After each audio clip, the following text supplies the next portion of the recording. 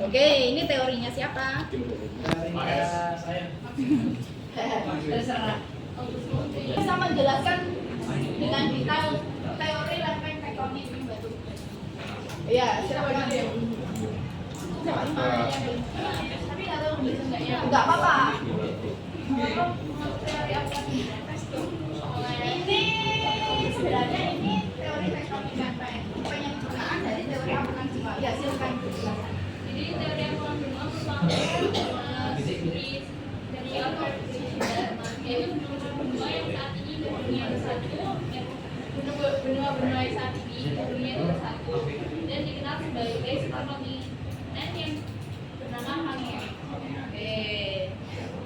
Ini adalah dasar dari teori tektonik lempeng, di mana teori tektonik lempeng pertama itu disebut sebagai teori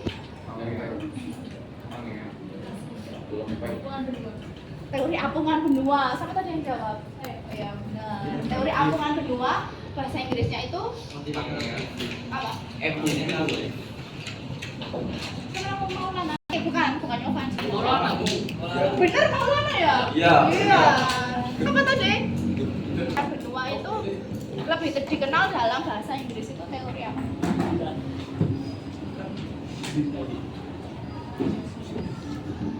Itu loh.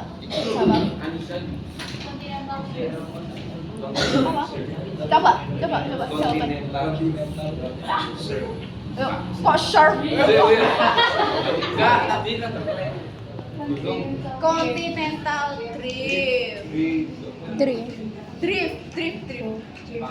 Continental drift, di mana benua mula-mula itu namanya Pangea, lautnya itu Pantalasan.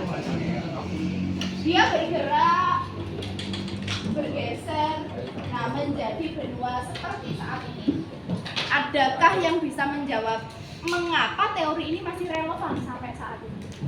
Mengapa masih relevan, masih kita gunakan? karena masih ada gempa bumi, Bu. Karena masih ada gempa bumi. Ya, Mengapa? kan itu menandakan ya kan ada kita kondisi. Oh ya. Kapan kamu terakhir kali merasakan gempa bumi? Alasan mengapa teori ini masih relevan? Mau terdapat garis pantai yang sama. Ini menjadi bukti bahwa iya teori ini masih masuk akal. Ini kalau dijadikan satu, maka dia menjadi puzzle. Ini dia seperti puzzle. Ada kesamaan garis pantai antara di timur Amerika dengan di barat Afrika. Menandakan dulu jadi satu. Kemudian ada apa lagi? Ya, tadi kalau Ibrahim bilang karena ada gerak lempeng, ya, lempeng masih bergerak 2 mili sampai 2 cm. Sampai saat ini bisa diamati. Menggunakan apa? Menggunakan citra satelit, menggunakan satelit pindaan jauh, kita bisa melihat pergerakan lempeng. Kemudian adanya kesamaan fosil.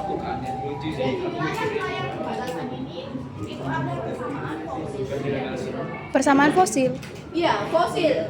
Fosil itu sisa-sisa dari makhluk hidup ya, yang membatu, itu namanya fosil. Kemudian ada sungai yang terputus antara di Afrika dengan di Amerika Selatan. Nah, sekarang pertanyaan saya, Indonesia itu kalau menurut teori pergerakan lempeng, awalnya kan Pangea itu berubah menjadi 2. Teorinya Edward Laurasia Gondwana. Sekarang pertanyaan saya, Indonesia itu dari Laurasia apa dari Gondwana? Laurasia dan Gondwana. Gak ono Gondwana tak salah no sampai nulis kayak ngono ya. Gondwana. Gondwana tulisannya gimana? Tulisannya gimana, Bu? Lo kan itu ada di buku kalian, yo ada deh. Apa materi juga ada di buku juga ada. Edward Swass, Alfred Wegener, teori lempeng tektonik. Sehingga dipercayai bahwa penemu teori lempeng tektonik adalah Alfred Wegener karena dasarnya itu masih masuk akal sampai sekarang. Tektonisme dan vulkanisme ada gerak konvergen, divergen, transform. Itu kita pelajari, kita pisah-pisah. Ya, kita bisa ada gerak divergen, konvergen. Tetapi di kondisi nyata, semua gerak itu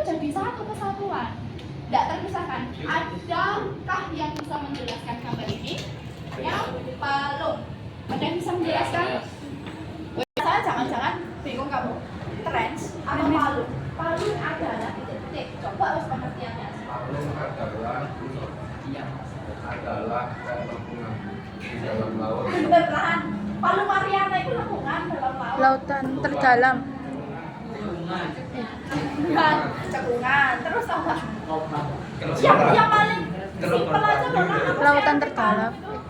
SMP mesti tahu. Di kamus besar bahasa Indonesia apa KBBI? Laut terdalam. Jurang yang ada di lautan. Gitu. Jurang yang ada di laut. Pernah lihat jurang? Pernah. Nah, tapi itu ada di laut. Jadi ketika dia melengkung seperti ini, pasti dia lengkungan. Dari kejauhan dia lengkungan. Tetapi ketika kita ini manusia yang sangat kecil ya, di antara seperti itu kita melihat dia sebagai sesuatu yang sangat dalam. Ya, ini kita lihat pakai kacamata elang yang sangat jauh. Padahal kita kan sebenarnya hanya satu titik aja di sini ya. Nah, ini adalah jurang yang ada di lautan, itu namanya palu. Jadi saya masih ingat ini dulu guru saya bilang seperti itu. Jurang tuh ya. Jurang, pernah lihat jurang? Jangan-jangan ya, terbentuknya crash itu terbentuk busur luar dari zona subduksi. Nah, pertanyaan saya, subduksi itu apa? Subduction itu apa? Mungkin dari jalur kiri saya Mungkin Bapak pikir soalnya. adalah zona bertemunya antara dua lempeng, yaitu lempeng Tektonik dan vulkan. kapur, tektonik sampai vulkanik. Oh, tektonik. Lempeng benua, kontinental, dan samudra. Gerak ini disebut sebagai gerak konvergen. Gerak konvergen adalah gerak saling bertemunya lempeng.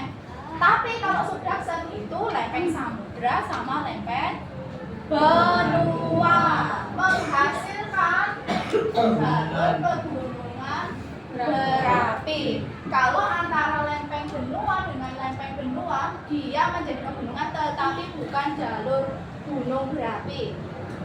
Namanya zona collision. Ya, itu terjadi antara lempeng benua.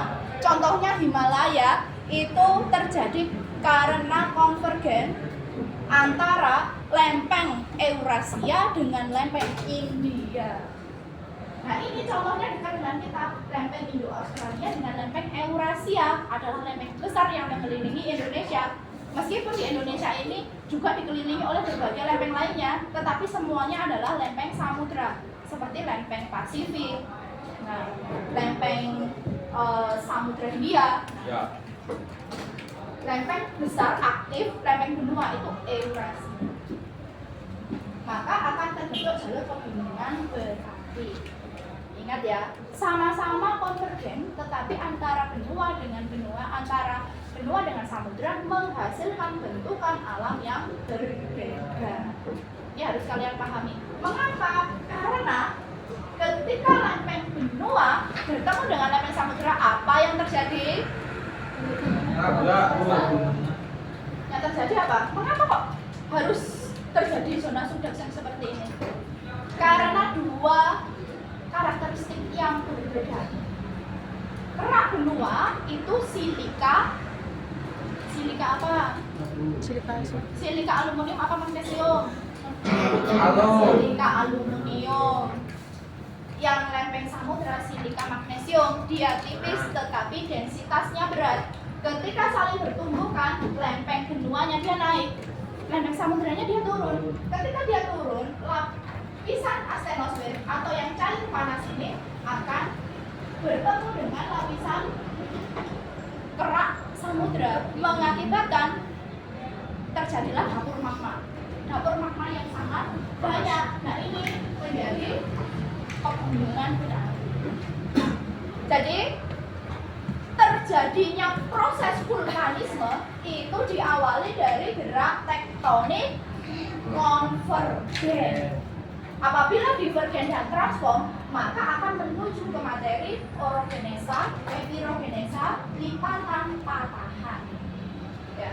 Yang menjadi sangat istimewa adalah ketika benua bertemu dengan samudra, menjadilah ring of fire, ya, pegunungan berapi, sehingga munculnya pasti tidak jauh dari lautan.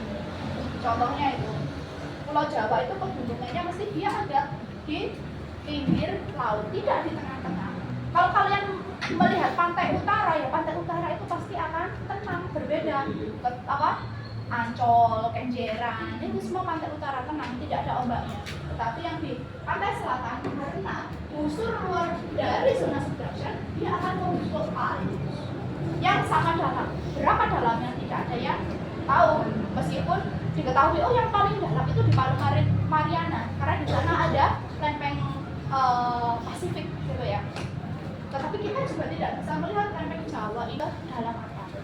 Yang pasti ya tidak bisa terjangkau oleh manusia, tidak ada manusia yang bisa di sana ya. Nah, untuk materi vulkanisme, lapisan astenosfer ini adalah cair panas yang di dalam materi vulkanisme kita sebut sebagai magma. Magma sudah bukan namanya bukan mantel lagi, tetapi magma. Ya, lapisan cair panas di dalam perut bumi namanya magma. Ketika dia keluar, terjadilah proses yang namanya erupsi atau ekstruksi. Itu sama saja. Kenapa ada nama ekstruksi? Karena nanti ada intrusi. Intrusi itu tidak saya masukkan di LKPD, tapi bisa kalian pelajari sendiri. Intrusi ini akan menjadi batuan beku dalam.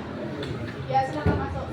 Kalau kalian searching itu ya, intrusi magma, maka akan muncul gambar pegunungan, terus di sana ada lapisan-lapisan batuan dalam. Ada lakolit, batolit, diaterma, sil, dan lain sebagainya.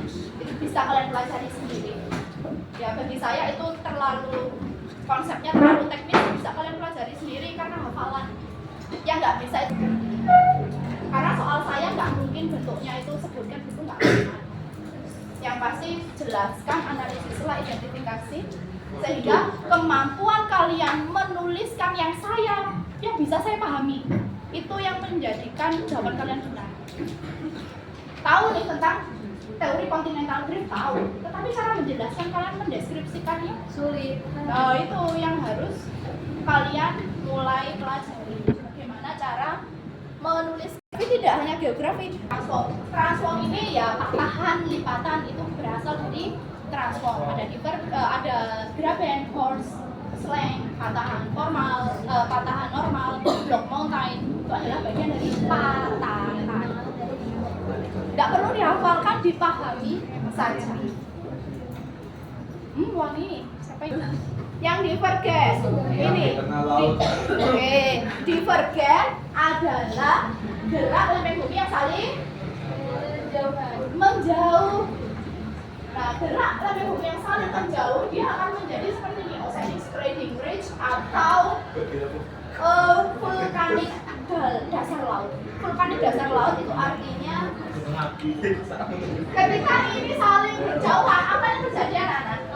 Yang terjadi adalah lavanya naik. Apakah dia akan menjadi pegunungan? Masalahnya tidak terjadi pegunungan ternyata. Pegunungan api aktif maupun tidak itu hanya konvergen. Ketika dia saling menjauh, lava, magma ini akan langsung keluar di dalam air. Apa yang terjadi ketika pemanas di dalam air? Dan pasti di bagian bawah itu dingin. Tekanannya tinggi sama dingin. Apa yang terjadi? Langsung membatu. Makanya disebut tanggul bawah samudra. Dia membentuk seperti tanggul alam.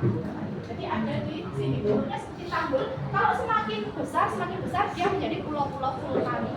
Tetapi tidak yang aktif. Ketika dia membatu malah tebal, ini tidak akan aktif lagi.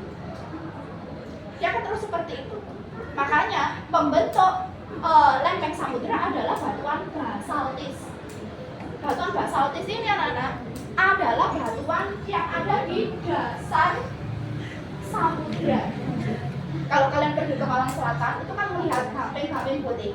Ya. Itu menandakan wilayah tersebut di pantai. Wilayahnya itu adalah wilayah yang dulunya laut atau pesisir, tetapi bukan dasar laut. Karena batu karang, Batu karang terbentuk dari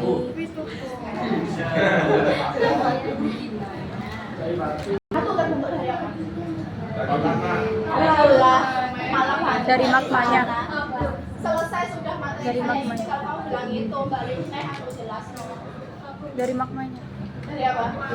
Dari magmanya. Ya, kapur itu dari apa? Kapur itu fosfor. Iya ya, kapur itu kapur.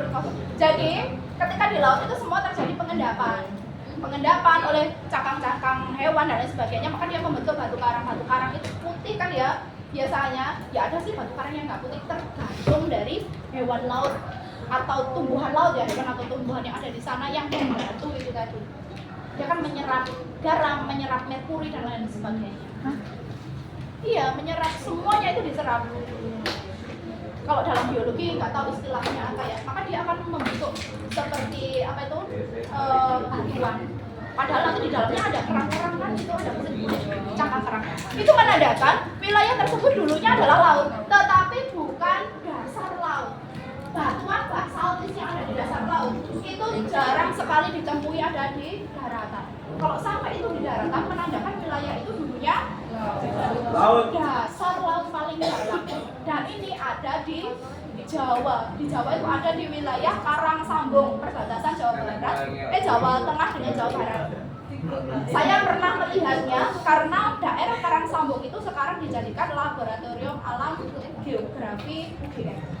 Satu desa, di mana di kebun-kebun itu terdapat batuan basaltis. Batuannya itu kayak besi. Batunya itu ya udah kayak besi yang meleleh, di wilayahnya kapur, kars. Itu menandakan dulu dia di lautan, tetapi nggak sampai yang di dasar laut. Di Wamena itu juga ada pasir putih tapi di pegunungan. Wisatanya itu pasir putih, nah kayak di situ Bondo, tetapi itu di pegunungan dingin sekali. Di sana wisatanya pasir putih. Bayangkan dari mana asalnya pasir putih ini? Wong pasir putih itu berasal dari batu karang yang hancur. Nggak bisa. Dari siklus batuan itu kalau namanya pasir putih itu berasal dari batu karang, itu nggak akan ada di pegunungan. Ketika gunung berapi meletus, yang dikeluarkan adalah batuan beku luar. Pasti warnanya gelap kayak di kali-kali itu ya, yang buat combek itu ya. Kerajaannya ada di Jawa Tengah itu kerajaan. Majapahit. Demak. Ya pokoknya yang di Jawa Tengah itu sempat dia pindah ke Jawa Timur dikarenakan hancur kena letusan gunung Merapi. Itu bisa menjadi bukti. Buktinya apa? Buktinya tuh loh, jadi candi Borobudur sama candi Prambanan itu adalah luar hasil dari muntahan gunung berapi. Jadi candi segitu loh batunya. Tidak ada misalnya di Malang candi sebesar sana nggak ada karena memang tidak ada bahan bakunya. Kita kan nggak punya bahan baku, paling candinya kecil-kecil. Itu menandakan dulu letusan di wilayah kita itu tidak sehebat letusan gunung berapi pada zamannya. Hasil batunya loh sampai jadi candi. Ya. Katanya buatan Jin. Ya, kita katanya buatan Jin. Baiklah. Kemudian ada shell vulkanik juga ada di dalamnya ini ada tetapi island atau busur kepulauan ini biasanya berada di pulau di mana di sana lapisan lempeng buahnya sangat sedikit biasanya muncul. Mungkin ada pengetahuan baru yang bisa Bu Inge sampaikan di mana gunung bawah laut kita itu sekarang tidak hanya Krakatau. Krakatau mungkin kalian tahu ya, Krakatau itu adalah gunung di bawah laut, tetapi bukan proses dari dia itu proses konvergen. Cuma dia munculnya aja pas di pinggir laut. Kita mengetahui Krakatau sebagai gunung yang sangat luar biasa dahsyat letusannya di tahun 1983. Ya 1983. Kita melihat Krakatau karena puncak setengah dari badannya muncul di permukaan ini. Ya, kita tahu wah ini ada gunung gitu ya. Tetapi ada satu gunung berapi aktif yang tidak muncul di permukaan, tetapi tingginya hanya sampai di setengah badannya itu sudah setinggi Semeru. Semeru itu titik tertinggi di Jawa Timur, di Jawa. Iya. Titik tertinggi di Jawa, Semir. yaitu Gunung Joko Jagat yang berada di Laut Pacitan. Ya namanya Joko Jagat ini setelah ditelusuri batas badannya itu sudah setinggi Semeru. Kita tidak tahu batas sampai kakinya. Daerah kalau kalian menjawab di bagian grafik kegempaan itu dalam kurun waktu 2022 sampai 2020 kan ada berapa kali gempa? Ada yang masih jawabannya 2000 berapa? 2022 sampai 2024. 2021 itu 47 tahun. Ada 21 gempa itu yang terasa, yang menyebabkan kerusakan. Ada yang menuliskan sampai ribuan, ada yang membuat grafik sampai ribuan. Ada nggak di sini? Enggak. Ada. Nah, itu patut kalian logika ketika mengambil data.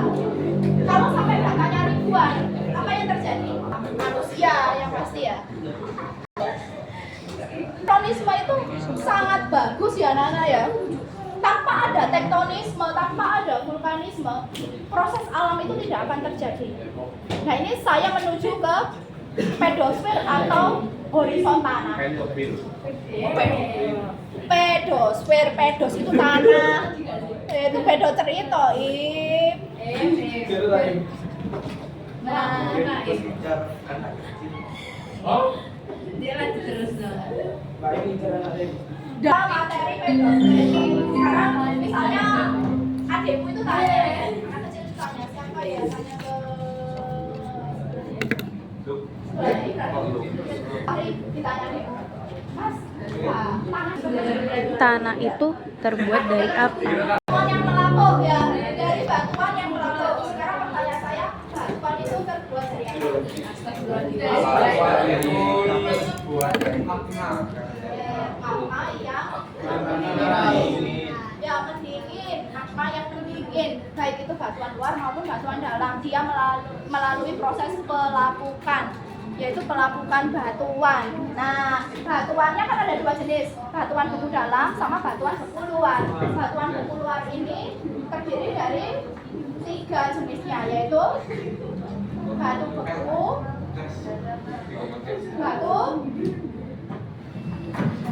batu beku, terus batu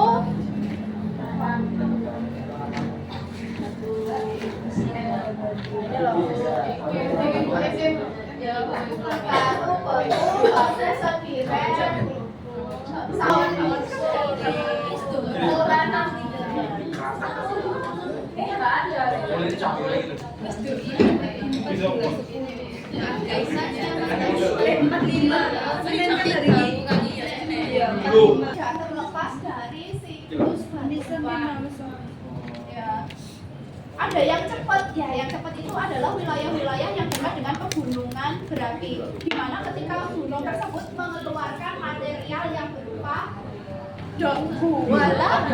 Batuan, siklus batuan itu merupakan salah satu cara terbentuknya tanah. Meskipun tanah bisa segera cepat terbentuk apabila wilayah tersebut dekat dengan gunung berapi. Ketika gunung berapi mengeluarkan materialnya berupa debu vulkanik, debu akan menjadi sangat mudah terbentuk tanah. Kalau dari batu, dia memiliki proses yang lumayan panjang.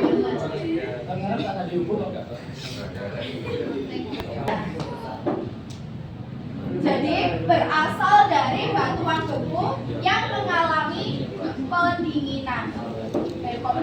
Maka yang mengalami pendinginan dia akan menjadi batuan beku. Batuan beku ini terkena tenaga eksogen. Ya, bisa dari air, angin, Angin. Iya itu maksudnya angin. Tanah. malah tanah. Ini angin, air, organisme, tentu saja manusia pasti. Tentu saja manusia juga berperan. Jadi, hewan dan tumbuhan. Kalau delta, kalian tahu delta? Tahu. Bukan nama orangnya. Segitiga Gitu ya. Delta itu adalah bentukan yang sedimentasi oleh tenaga air yang berada di sekitar muara sungai. Ya, salah satu contohnya adalah Delta Sidoarjo yang terkenal, makanya di sana apa ya, sepak bolanya itu namanya Deltras. Hasilnya, meskipun eksogen adalah tenaga yang merusak, tetapi pada akhirnya itu adalah menjadi proses alam yang bisa bermanfaat bagi kita. Iya, bisa bermanfaat bagi kita semua. Di sini ada yang orang tuanya petani. Nggak ada, tetapi semuanya masih makan hasil bumi kan? Iya kan, masih butuhkan ya. Iya kan, kamu masih membutuhkan beras asli kan? Beras asli. Ya. Tidak ada namanya siapa? Saya baca nih. Ibrahim.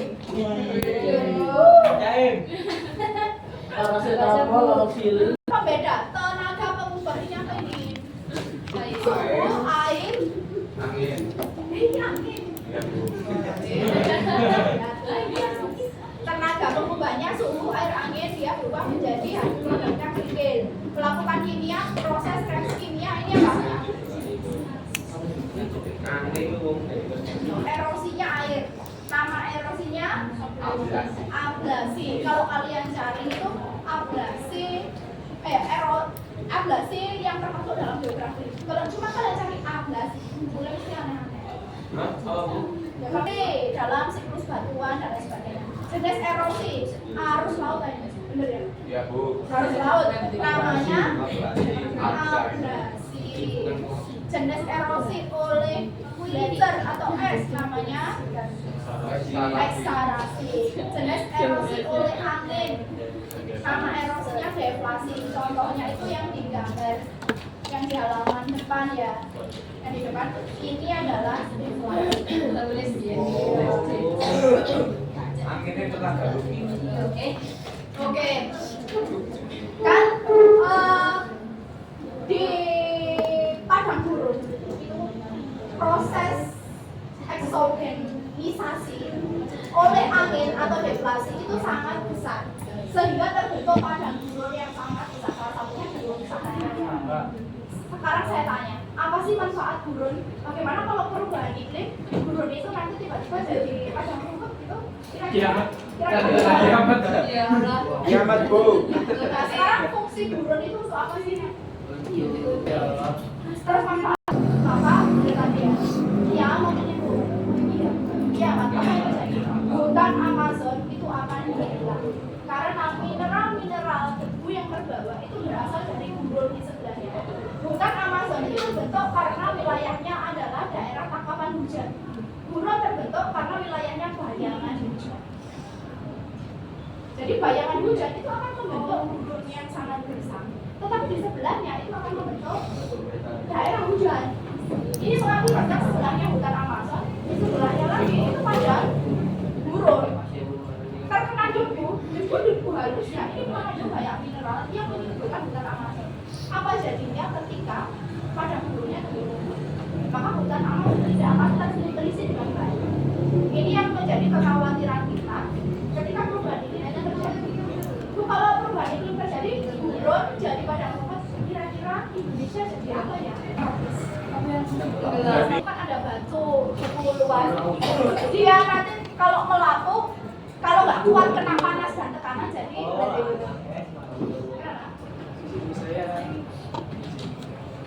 ya, ketika kita belajar tentang litosfer batuan itu anak-anak ya. Batuan itu bahan bakunya tanah tadi ya.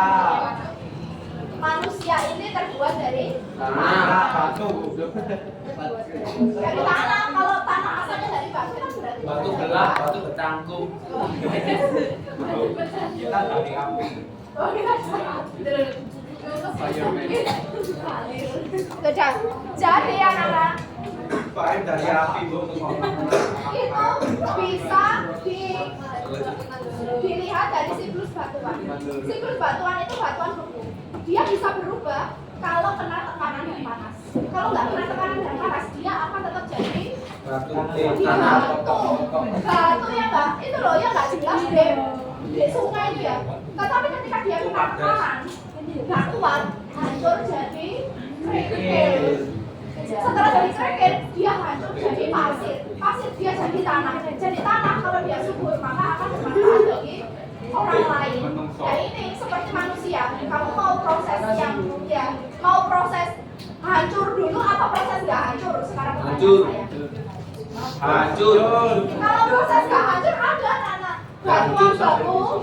Ketika dia kena tekanan dan panas, dia akan berubah menjadi batuan yang lebih bagus. Dia sudah jadi batuan-batuan apa itu kerikil tanah, kumpul lagi kena tekanan dia jadi batu lagi. Namanya batu kapur, gamping itu ya. Kena tekanan dan panas dia berubah lagi. Nggak hancur kembali jadi pasir, tetapi dia berubah menjadi metamorf, yaitu marmer. Kenapa batu